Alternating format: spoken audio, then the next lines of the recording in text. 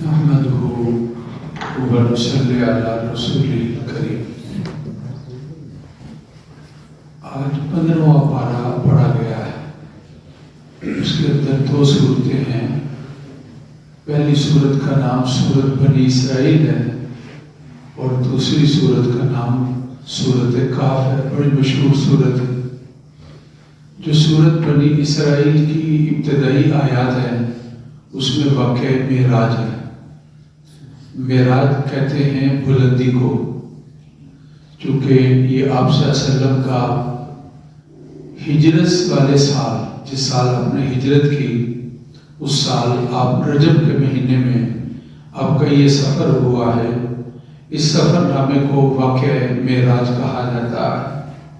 یہ بڑا عجیب سفر نامہ ہے۔ دنیا کے سفر نامے بہت عجیب ہیں، لیکن رسول اللہ صلی اللہ علیہ وسلم کا یہ سفر بہت ہی عجیب ہے۔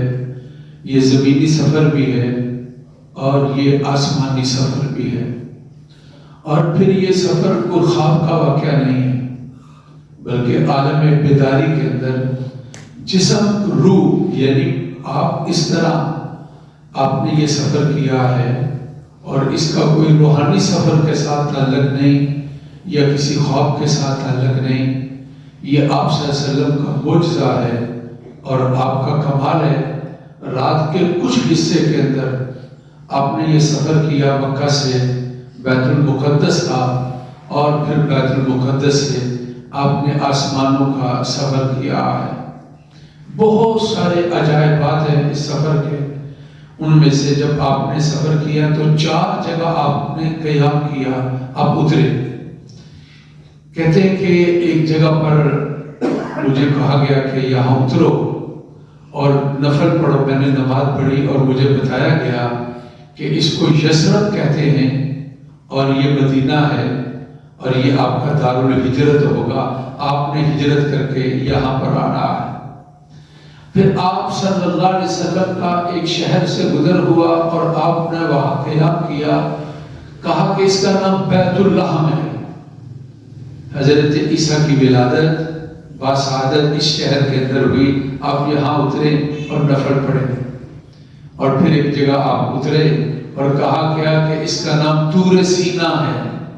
حضرت موسیٰ علیہ السلام پر جہاں وحی آئی تھی اور اللہ تعالیٰ کا حکم آیا تھا، کوہ طور جس کو کہا جاتا ہے، وہاں آپ نے نفل پڑھے۔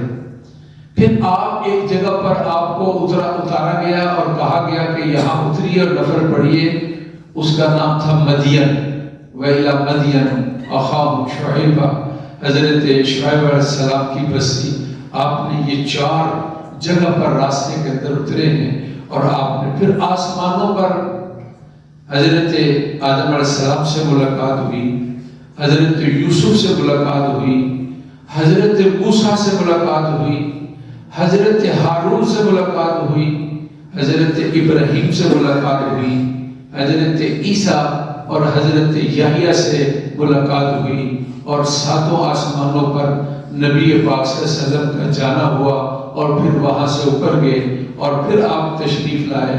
کہتے ہیں جاتے ہوئے آپ نے بیت المقدس کے اندر نماز کرائی، اور اس میں سارے کے سارے انبیاء موجود تھے، اور آپ امام الانبیاء بنے۔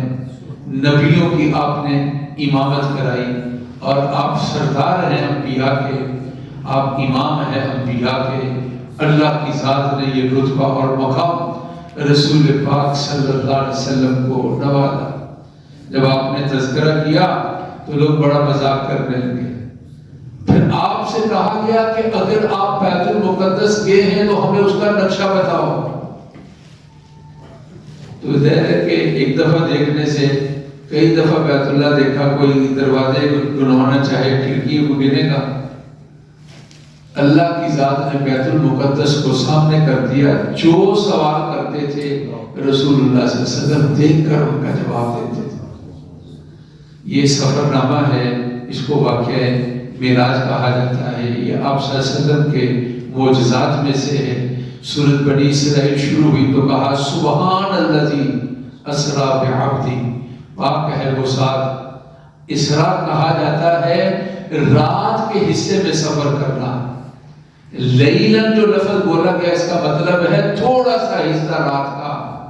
تو سبحان الذی اسریٰ بعبدہ، عبد کہتے ہیں روح اور جسم دونوں کا جو مجموعہ ہے اس کو عبد کہا جاتا ہے.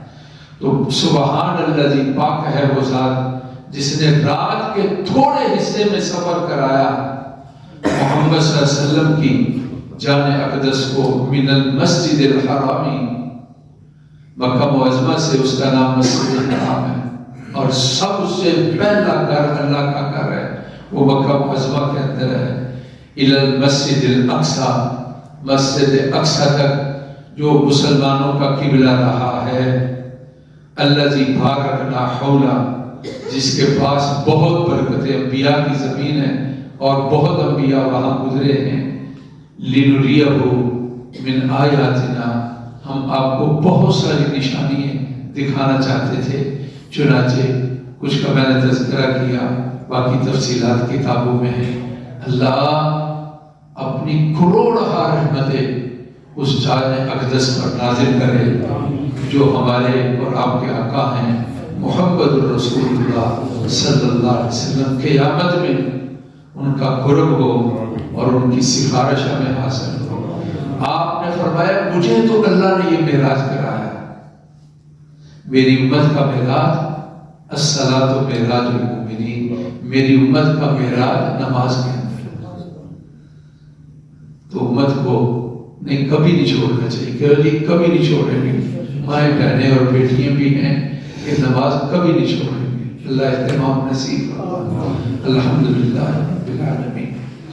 اللہم صلی علی سیدنا و مولانا محمد وعلی آل سیدنا و مولانا محمد وبارک وسلم.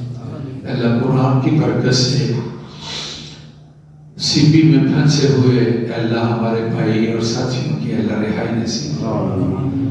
ظالم تخریب کاروں کو نشان عبرت بنا دے. اللہ آپ بدر عزیز پر اپنی رحمت نازل فرمائے. اللہ جو سفر میں ہیں ان کے لیے سہولتیں پیدا فرمائے. بچے ہمارے جہاں بھی ہیں اللہ ان کے لیے خوشیوں کا انتظام فرمائے. بہن بھائیوں کے لیے خوشیوں کا انتظام فرمائے. دعائیں ہماری قبول فرمائے.